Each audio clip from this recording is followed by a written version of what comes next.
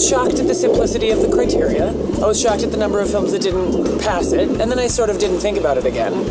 And then it wasn't until, in terms of what made me think about creating an improv format, it wasn't until, I think we were at a company retreat and thinking about different stories, and somebody said, why don't we do stories about women? And I said, oh my God, we'll do the Bechdel Test, and it'll be stories centered around women. In film and works of fiction, women are often unidimensional, functional accessories in the stories of men, and they rarely have a lot of depth. There are all sorts of collections of, the ways that female characters are described for auditions and in scripts and things, and 95% of the descriptors are what they look like. In some ways, it seems absurd that this is revolutionary, that we're simply showing stories about women, and it is.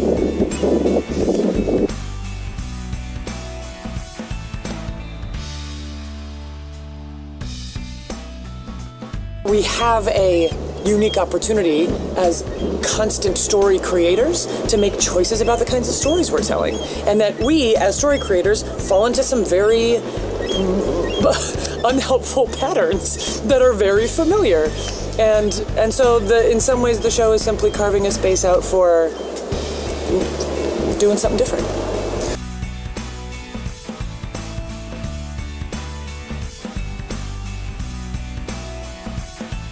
So the format sort of showed itself to me and took different turns as we developed it.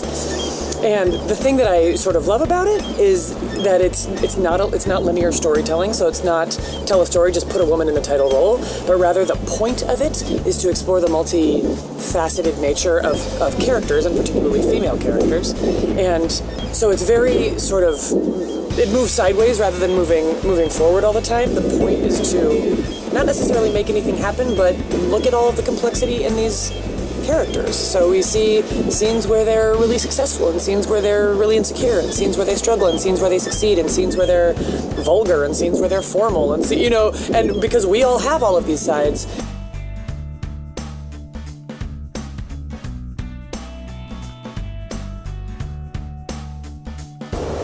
I think my favorite parts actually have been in the question and answer sessions after the show. It's not an extra, it's not an add-on, it's part of the format that we have a conversation post-show. And I've been really surprised and delighted by the things that people have brought up in those post-show talks. Things like, that character reminded me of my mom, and I never see characters like that. Or, my life is full of strong female relationships and friendships and communities, but I so rarely see those depicted on stage or on screen.